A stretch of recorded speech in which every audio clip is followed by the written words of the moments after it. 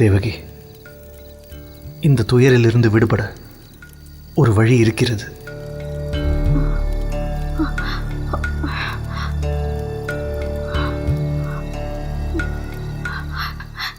என்ன அது? உடனே சொல்லுங்களேன்.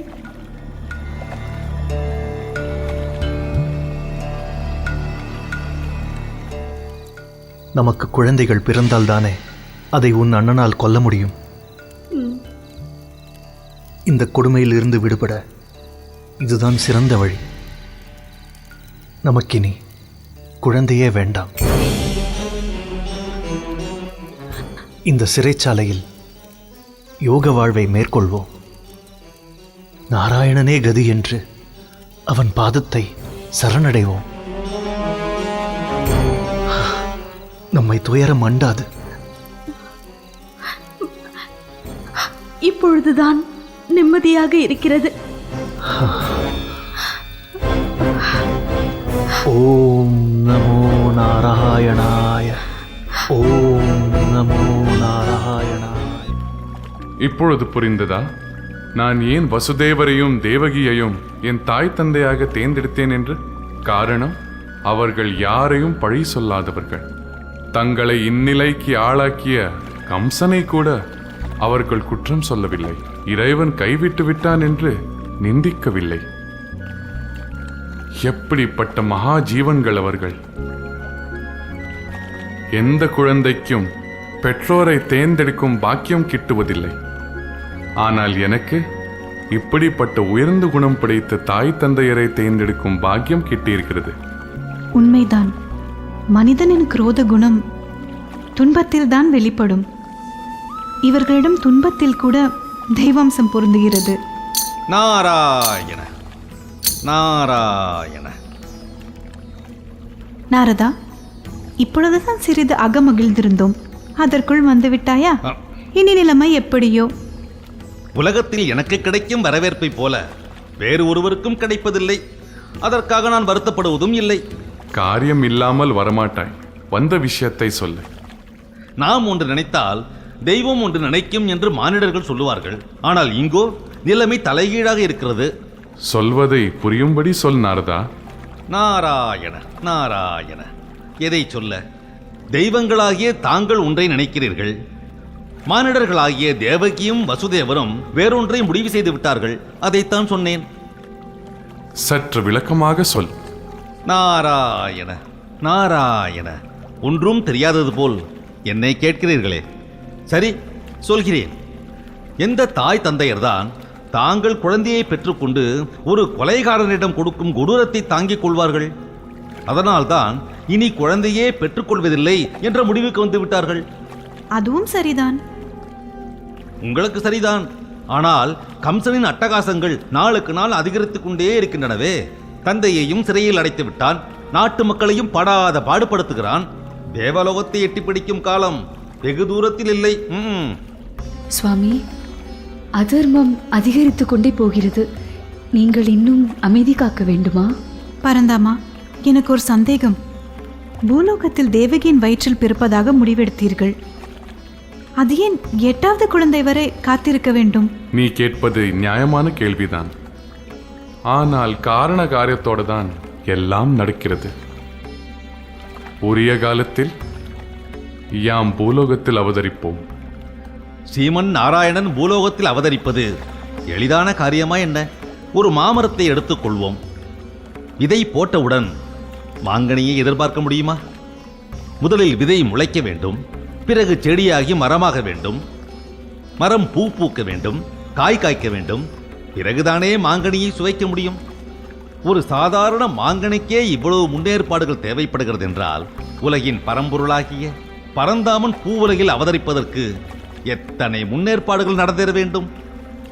தேவகியின் வயிற்றில் பிறக்கும் ஒவ்வொரு குழந்தையும் பரந்தாமனின் வரவை உலகிற்கு உரக்கச் சொல்லும். பின்னர் உரிய நேரத்தில் ஸ்ரீமன் நாராயணன் மண்ணில் அவதரிப்பார். பரந்தாமா, அடியேன் கூறியது சரிதானே? எல்லாம் சரிதான். ஆனால் தேவகியும் வசுதேவரும் அதற்கு வழியே இல்லாமல் செய்துவிட்டார்களே. சுவாமி, இப்பொழுது என்ன செய்ய போகிறீர்கள்? இப்படி சிரித்தால் எப்படி? காரியம் இப்பொழுது உங்கள் கையில். நீங்கள் தான் தேவகிக்கும் வசுதேவருக்கும் அவர்களின் கடமையை உணர்த்த வேண்டும். நாராயண நாராயண, நான் வந்த வேலை இனிதே முடிந்து விட்டது. நான் வருகிறேன். நாராயண நாராயண.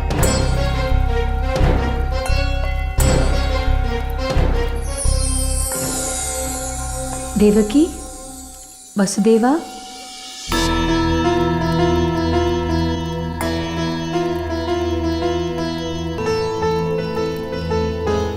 தங்களின் குணம் போற்றத்தக்கது. தங்கள் குழந்தையின் மரணம் தங்களது மனதை ரணமாக்கியிருக்கும் என்பதை யாம் அறிவோம். மண்ணில் நெளியும் புழு கூட தனது குட்டியை காப்பாற்ற துடிக்கும் என்பதில் ஐயமில்லை. நானும் பெண் என்பதால் ஒரு தாயின் துயரத்தை நான் அறிவேன். தேவகி, உனது துடிப்பும் உனது தவிப்பும் உன்னிடத்திலிருந்து நான் உணர்கிறேன். ஆனால் வலி இல்லாமல் வேறு வழி இல்லை.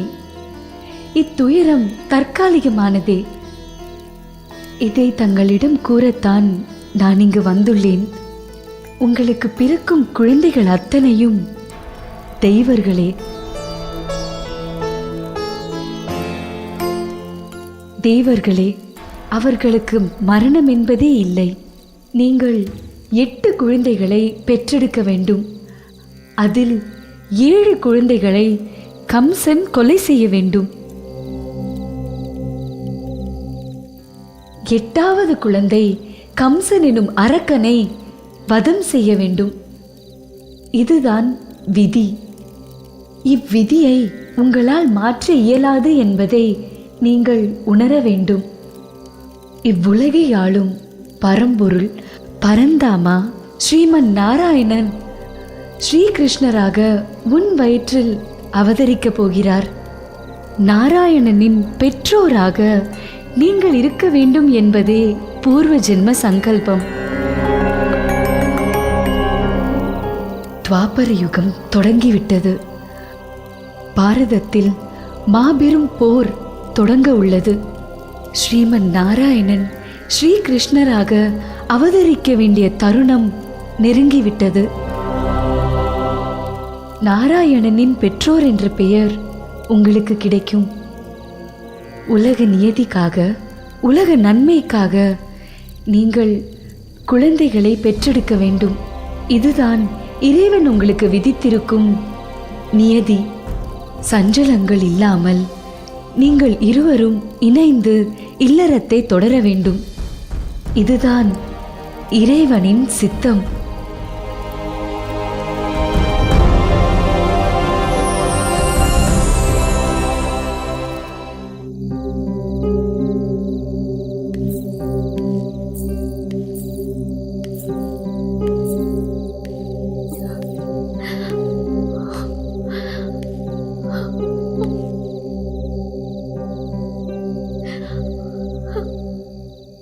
அம்மா, நாங்கள் வனவாசம் சென்று வருகிறோம்.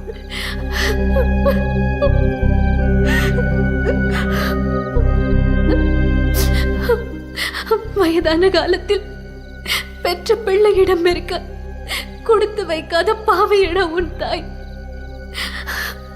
என்னையும் முன்னோடு அழைத்து சென்று விடு. நீ இல்லாத இடம் எனக்கு சுடுகாட்டிற்கு சமமடா. அம்மா, நீங்கள் இப்படி மனம் வெதும்பலாமா? தள்ளாத காலத்தில் காட்டிலும் மெட்டிலும் உங்களால் வாழ முடியுமா? பரவாயில்லை, நானும் முன்னோடு வருகிறேன். அம்மா, நீங்கள் கவலைப்படாதீர்கள். நாங்கள் விரைவில் நாடு திரும்புவோம். நம்பிக்கையோடு இருங்கள்.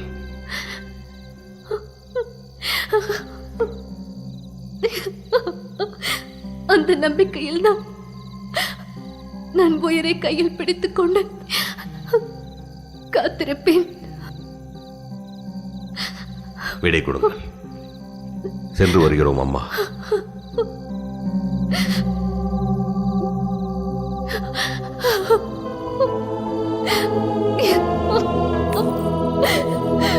Oh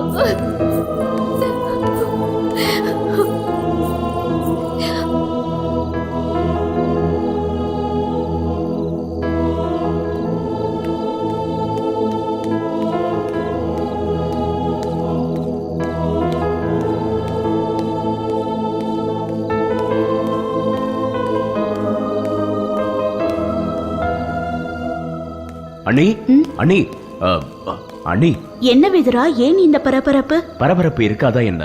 வனவாசம் செல்வது என்றால் எளிமையான காரியமா? அண்ணி, சுலபாவும் அம்மாவும் தங்களது உடைமைகளை தயார் செய்து விட்டார்கள். விதுரா, என்ன சொல்கிறாய் நீ? நாம் வனவாசம் செல்வதை பற்றி தான் சொல்லிக் கொண்டிருக்கிறேன். அது குறித்து விவரம் அறியதான் இங்கு வந்தேன். எப்பொழுது அண்ணி பயணம்? சொன்னீர்கள் என்றால் என் கடமைகளை முடித்துக் கொண்டு நான் கிளம்ப வசதியாக இருக்கும். இல்லை, அது என்ன அண்ணி, நீ தாங்கள் எதற்கு வர வேண்டும்?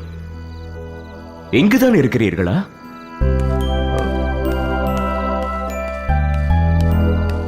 என்னன்னா இப்படி சொல்லிவிட்டீர்கள்?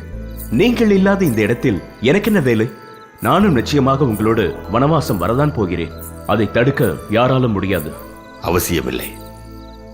யாரை கேட்டுக்கொண்டு நீ பயணத்திற்கு தயாரானாய்? அப்படியென்றால் நான் உங்களோடு வரக்கூடாதா? வரக்கூடாது. அண்ணா, நான் கானகத்தில் உங்களுக்கு உதவியா? வரக்கூடாது என்று சொன்னால் புரிந்து கொள். புரிந்துவிட்டது அண்ணா, புரிந்துவிட்டது. என்ன புரிந்தது விதுரா? உனக்கு என்ன புரிந்தது? அத்தினாபுரத்தின் சக்கரவர்த்தியோடு நான் வனவாசம் செல்ல எனக்கு அருகதை இல்லை என்று புரிந்துவிட்டது. நான் வா.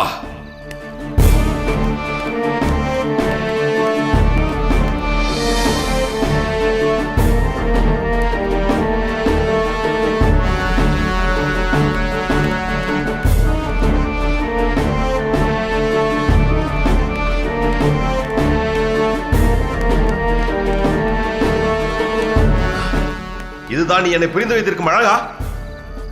உன் நெஞ்சில் கையை வைத்து சொல். உன்னை நான் மூன்றாவது மனிதனாக என்றாவது பார்த்திருக்கிறேனா? பதில் சொல் விதுரா. அப்படி ஒரு கேடுகட்ட எண்ணம் படைத்தவனா நான்? அண்ணா, விதுரா, நமக்கு நினைவு தெரிந்த நாள் முதல் இதோ இந்த கணம் வரை உன் மனம் நோகும்படி நான் நடந்திருப்பேனா? ஏன் இப்படி பேசுகிறாய்? நீ என் உயிர் தம்பி இல்லையா விதுரா? அப்படி என்றால் நீங்கள் காட்டிற்கு போவீர்கள், நான் மட்டும் இங்கு அனாதையாக இருக்க வேண்டும். விதுரா, நாங்கள் எல்லோரும் இருக்க நீ உன்னை அனாதை என்று சொல்லலாமா? உன் அண்ணன் பாண்டு இன்னும் உயிரோடு தான் இருக்கிறான். அதை மறந்துவிட்டு பேசுகிறாயா? இல்லை, அண்ணன் இருக்கும் இடத்தில் தானே தம்பியும் இருக்க வேண்டும். ராமர் காட்டிற்கு சென்ற போது அவருடன் தம்பி லக்ஷ்மணனும் செல்லவில்லையா? அப்பொழுது ராமர் லக்ஷ்மணனை தன்னோடு வர வேண்டாம் என்று தடுத்தாரா? உங்களோடு ஓடி வர என் மனம் துடிக்கிறது. தயவு செய்து அனுமதி கொடுங்கள். விதுரா, நான் சொல்வதை கேள். நீ இந்த அரண்மனையில் தான் இருக்க வேண்டும். நீ என்னோடு காட்டிற்கு வருவதை என்னால் அனுமதிக்க முடியாது. அண்ணா, ஏன் இந்த விஷயத்தில் இத்தனை பிடிவாதமாக இருக்கிறீர்கள்? நீங்களே காட்டிற்கு செல்லும் போது எனக்கு இந்த அரண்மனையில் என்ன வேலை இருக்கிறது? இருக்கிறது. இந்த அரண்மனையில் உனக்கு வேலை இருக்கிறது. சொன்னால் புரிந்து கொள். என் உயிரை விடச் சொல்லுங்கள், இந்த நொடியிலேயே விடுகிறேன். ஆனால் உங்களோடு வர வேண்டாம் என்று மட்டும் என்னை தடுக்காதீர்கள். இல்லை என்றால் நீங்கள் வனவாசம் செல்வதை நிறுத்தி விடுங்கள். நீங்கள் அரியணையில் அமர வேண்டும்.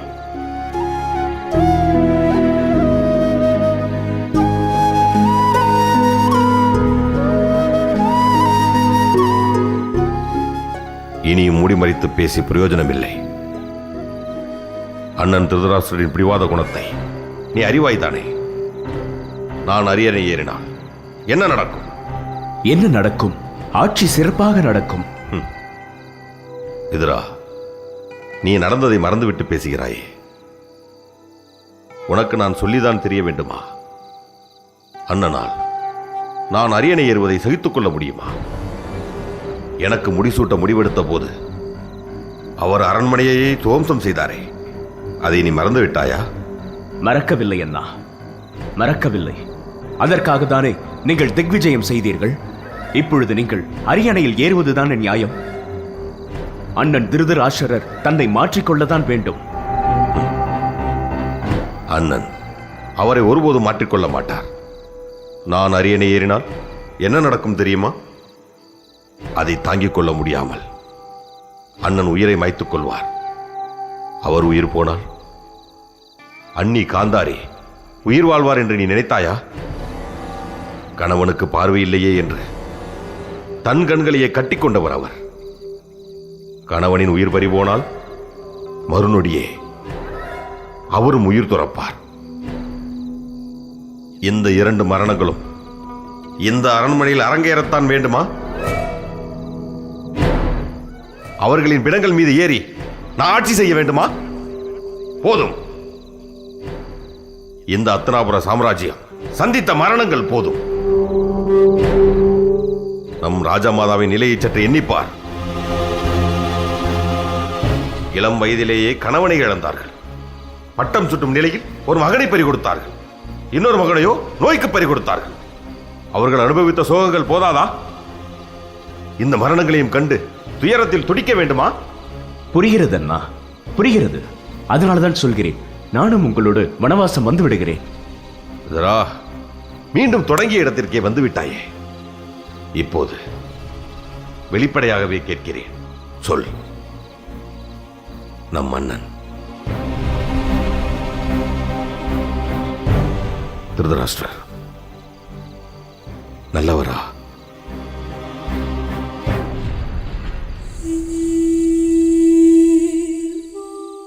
இல்லை, பிடிவாதம் கொண்டவர், பேராசை கொண்டவர். அவரால் நம் அத்தினாபுர அரசை நல்வழியில் ஆட்சி செய்ய முடியுமா? முடியும் என்று எனக்கு தோன்றவில்லை. அப்படியானால் நம் முன்னோர்கள் கட்டிக்காத்த அத்தினாபுர சாம்ராஜ்யத்தின் கதி அதோ கதிதானா?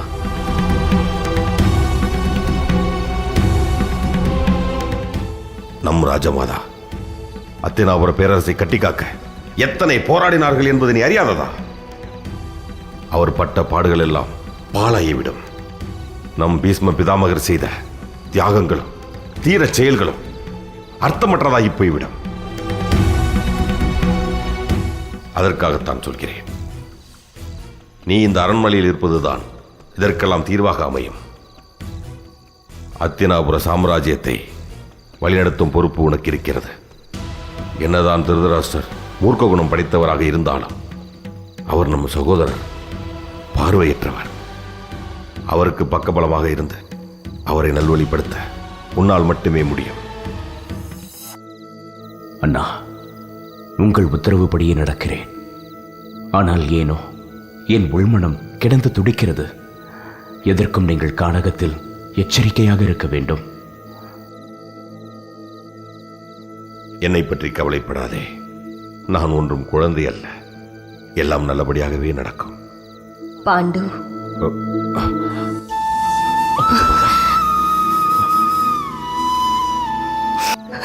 என் செல்வங்களே, எனது பேர பிள்ளைகளுக்கு என் மீது இத்தனை பேரன்பா? ராஜமாதா, ராஜமாதா, நீங்கள் பேசியதையெல்லாம் நான் கேட்டுக்கொண்டுதான் இருந்தேன்.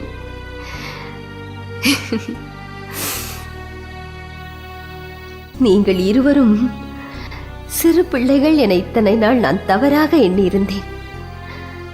ஆனால் இன்றோ உங்களுடைய உயர்ந்த குணம் வானத்தை விட பறந்து கிடக்கிறது. என் இத்தனை வருட கால அனுபவங்களில் என்னால் கற்றுக்கொள்ள முடியாத அரசியல் சூட்சமங்களை நீங்கள் அறிந்திருக்கிறீர்கள். அண்ணனின் பிடிவாத குணத்தை அறிந்து கொண்டு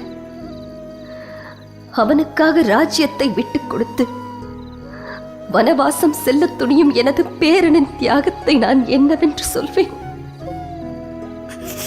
என்னவென்று சொல்வேன்?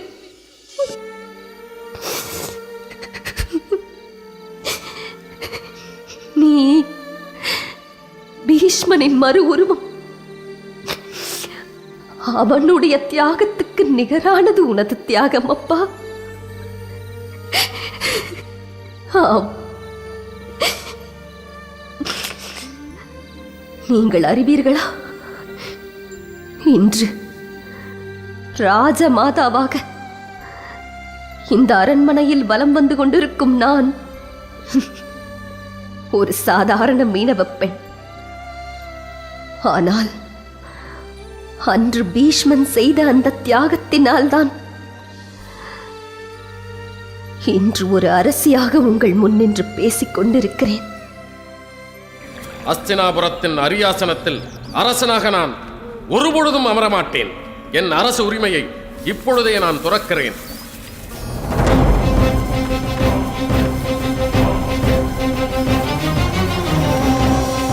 அஸ்தினாபுரத்தின் அரியாசனத்தில் அரசனாக நான் ஒருபொழுதும் அமரமாட்டேன். என் அரசு உரிமையை இப்பொழுதே நான் துறக்கிறேன்.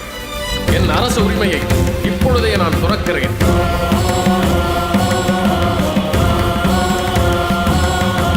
என் வாழ்நாள் முழுவதும் நான் பிரம்மச்சாரியாகவே இருப்பேன். எந்த பெண்ணையும் நான் மனதால் கூட நினைக்க மாட்டேன்.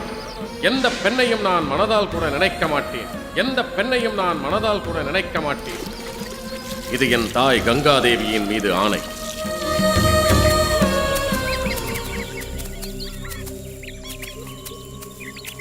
அன்னையே, அமருங்கள். இளவரசே, உங்களைப் போல் ஒரு உத்தமமான பிள்ளையை பெற உங்கள் தந்தை என்ன தவம் செய்தாரோ தெரியவில்லை. தந்தைக்காக, தந்தை விரும்பினார் என்ற ஒரே காரணத்திற்காக நீங்கள் சகலத்தையும் தியாகம் செய்திருக்கிறீர்கள். இதில் தியாகம் எதுவும் இல்லை. என் தந்தையின் மகிழ்ச்சியே எனது லட்சியம். அது உங்களுடைய உயர்ந்த குணத்தை காட்டுகிறது. உங்களுடைய அந்த உயர்ந்த குணத்திற்காக என்னை ஒரு காரியம் செய்ய தயவு கூர்ந்து நீங்கள் அனுமதிக்க வேண்டும். அம்மா,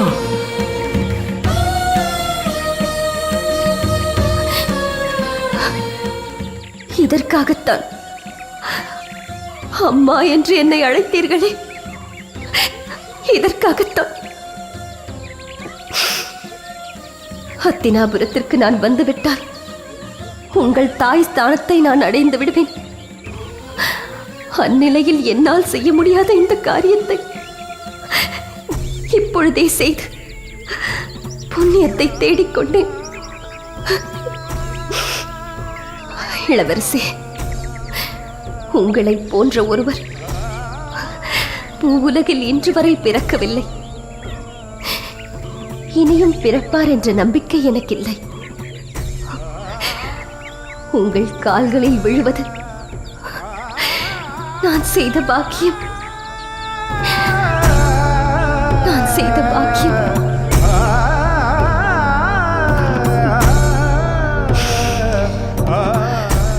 அன்று நான் ஒரு சாதாரண மீனவ பெண். மனதில் நினைத்ததும் பீஷ்மனின் கால்களில் விழுந்து வணங்கினேன். ஆனால் இன்று நான் ராஜமாதாவாயிற்று. என் அரசு பதவியும் முதிர்ந்த வயதும் என் பேரனின் கால்களில் விழுந்து வணங்குவதை தடுக்கிறது. ராஜமாதா, ராஜமாதா, யார் கால்களில் யார் விடுவது? இந்த அத்தனாபுரத்திற்காக நீங்கள் செய்திருக்கும் தியாகத்திற்கு முன்னால் நான் செய்தது வெறும் துரும்புதான். உன் பரந்த மனது உன்னை இப்படியெல்லாம் பேச வைக்கின்றது. ஆனால் ஆனால் வாழ வேண்டிய வயதில் வனவாசம் செல்ல துணியும் உன்னை தடுக்க முடியாத பாவியாகிவிட்டேன்.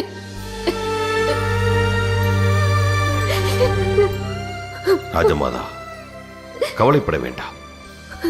சத்திரியனாக பிறந்தவன் எதையும் சந்திக்க தயாராக இருக்க வேண்டும் என்று சொல்லி வளர்த்தவர்களே நீங்கள் தானே.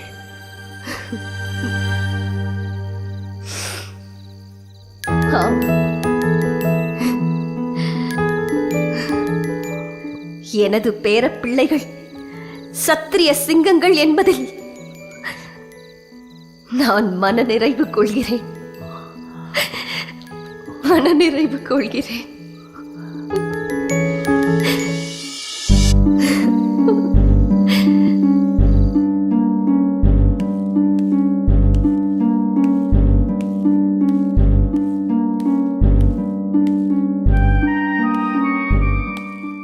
அத்தினாபுரத்தின் சக்கரவர்த்தி இந்த பிரம்மச்சாரியை சந்திக்க வந்திருப்பதில் மிக்க மகிழ்ச்சி. பெரியப்பா, சொல் பாண்டு. நான் வனவாசம் செல்ல விரும்புகிறேன். அப்படியா? தாராளமாக சென்று வா. நான் மட்டுமல்ல, என் மனைவிகளையும் அழைத்துச் செல்லலாம் என்று இருக்கிறேன். ஆஹா, அதுவும் நல்ல யோசனைதான். பெரியப்பா, நாங்கள் இன்றே புறப்பட இருக்கிறோம். அருமை அருமை. பயணத்திற்கான எல்லா ஏற்பாடுகளையும் செய்து விட்டாயா? அது நடந்து கொண்டே இருக்கிறது. பிறகு என்ன? மகிழ்ச்சியோடு சென்று வா. பெரியப்பா, எங்களுக்கு விடை கொடுங்கள். உங்கள் பயணம் சிறப்பாக அமைய என்னுடைய வாழ்த்துக்கள். பாண்டு,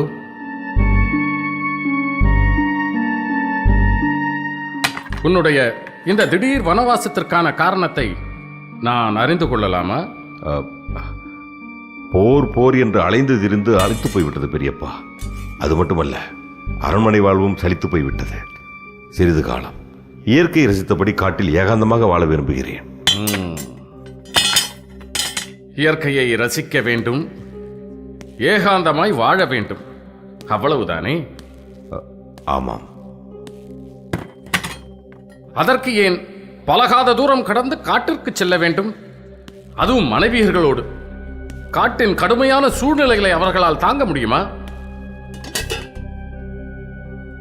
இதோ இந்த கங்கையை அடுத்து தெரிவதென்ன?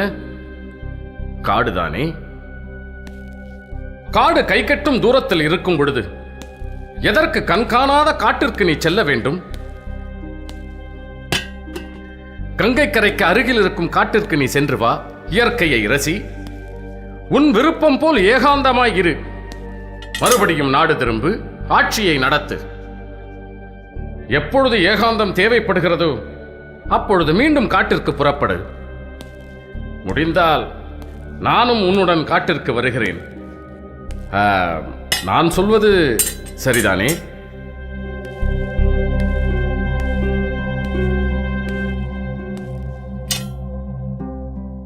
என்ன பாண்டு, உன்னிடமிருந்து பதிலே வரவில்லை?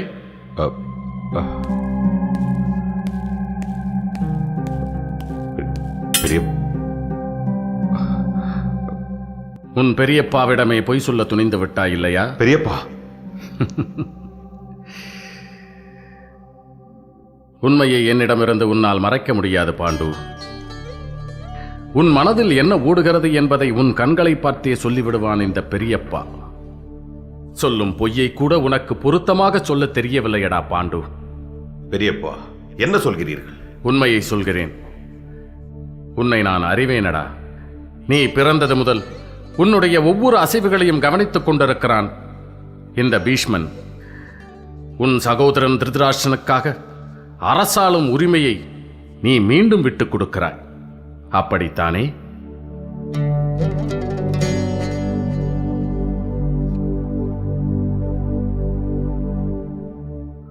நான் கேட்டதற்கு இன்னும் பதில் வரவில்லை.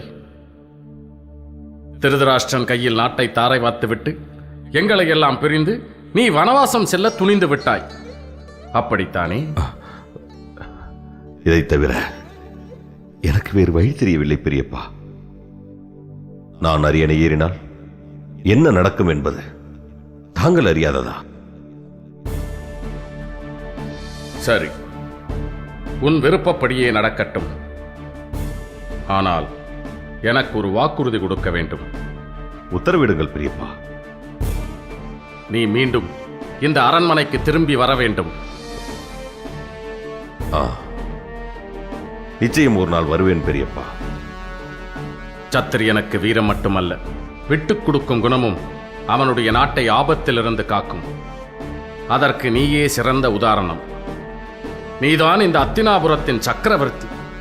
ஆனால் நீயோ அரியணையை அண்ணனுக்காக தானம் செய்கிறாய். காலம் எழுதிய தீர்ப்பு இது. என் தியாகத்தை தான் இந்த பாரத தேசம் பெருமையாக பேசிக் கொண்டிருக்கிறது. ஆனால் அரசால சகல உரிமையும் இருந்து அதை விட்டுக் கொடுக்கிறாயே. நீதான் உண்மையான தியாகி.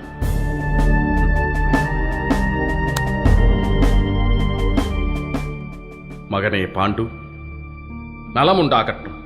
வெற்றியோடு திரும்பி வா. வருகிறேன் பெரியப்பா.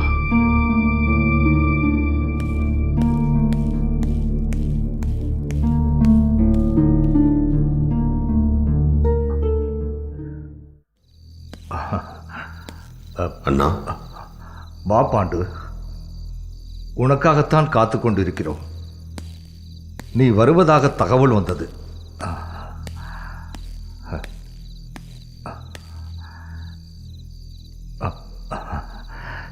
பாண்டு,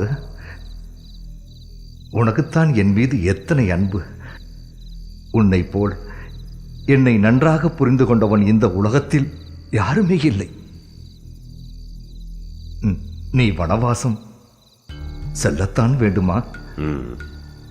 ஆமண்ணா, அதைத்தான் நான் விரும்புகிறேன். நான் சொல்லி நீ கேட்கவா போகிறாய்?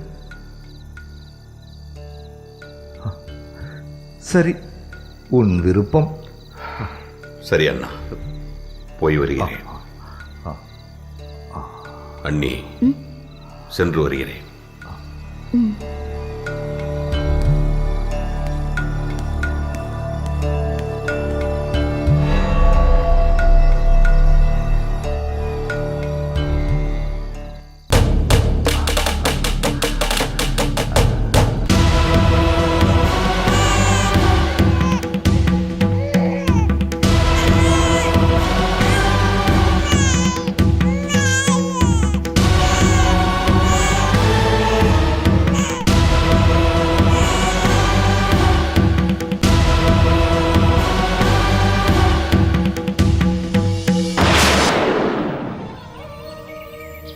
இதுதான் மனிதர்கள் வாழ்வதற்கு உண்மையிலேயே சிறந்த இடம்.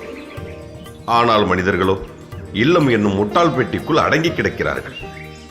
இயற்கையை ரசிக்க மறந்து விடுகிறார்கள். ஆஹா, இந்த காடுதான் என்ன அழகு! நறுமணம் கமழும் இந்த நந்தவன காற்று அரண்மனையில் கிட்டுமா? பார், காணும் இடமெல்லாம் பச்சை நிறம். அது இச்சையை தூண்டும் இயற்கை தந்த வரம். இரவு எப்போது வரும் வரும் என என் மனம் ஏங்கி தவிக்கிறது. இந்த படை வீரர்களும் பணிப்பெண்களும் கூட இப்போது நமக்கு சுமைதான். நாமே தனித்து வந்திருக்கலாமோ என்று தோன்றுகிறது. இவர்கள் மட்டும் இல்லாவிட்டால் உனக்கு தெரியாதா என்ன? நீயே சொல் பார்க்கலாம். காதல் போதை உச்சிக்கு ஏறிவிட்டது. நீங்கள் அருகில் இருந்தால் ஆபத்துதான்.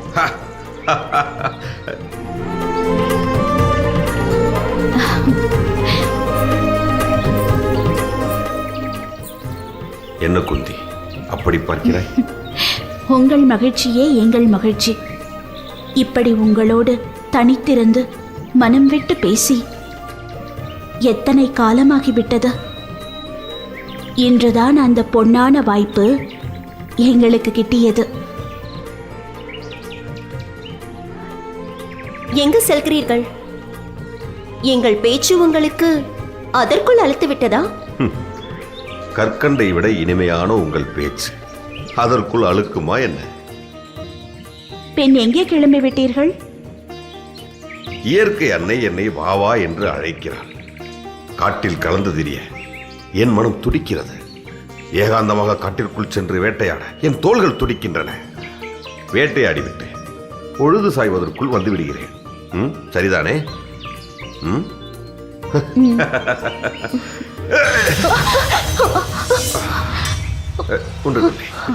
அரசே, ஏதோ என் மனம் அச்சத்தினால் படபடக்கிறது. சகுனம் சரியில்லை என்று தோன்றுகிறது. இப்பொழுது நீங்கள் வேட்டையாட செல்ல வேண்டாம். கால் தடுக்குவது ஒரு சகுனமா? இது ஒரு சத்திரியனுக்கு அழகா? அரசே, அக்கா சொல்வது சரிதான். நீங்கள் வேட்டையாட நாளை செல்லலாம். அரண்மனையில் நடந்த சம்பவங்கள் இன்னும் உங்கள் மனதை ஆட்டிப்படைத்துக் கொண்டிருக்கிறது. அதனால் தான் தொட்டதற்கெல்லாம் அஞ்சி நடுங்கிக் கொண்டிருக்கிறீர்கள். கவலையை விடுங்கள். உங்கள் கணவன் பாரத தேசத்தையே வென்ற சக்கரவர்த்தி என்பதை நீங்கள் மறந்துவிடக்கூடாது. சதியும் சூழ்ச்சியும் நிறைந்த மனிதர்களையே வென்றவன் நான். இந்த காட்டில் வசிக்கும் அப்பாவி மிருகங்கள் என்ன செய்துவிடப் போகிறது? நான் பொழுது சாய்வதற்குள் குடிலுக்கு திரும்பி விடுவேன். சரிதானே? எல்லாம் சரிதான். இன்றிரவு நமக்கான சுபமுகூர்த்தம் என்பதை மறந்துவிடாதீர்கள். வியாசர் நம் சந்தான பாக்கியத்திற்காக நாள் குறித்து கொடுத்திருக்கிறார். மறப்பேனா? வந்து விடுவேன்.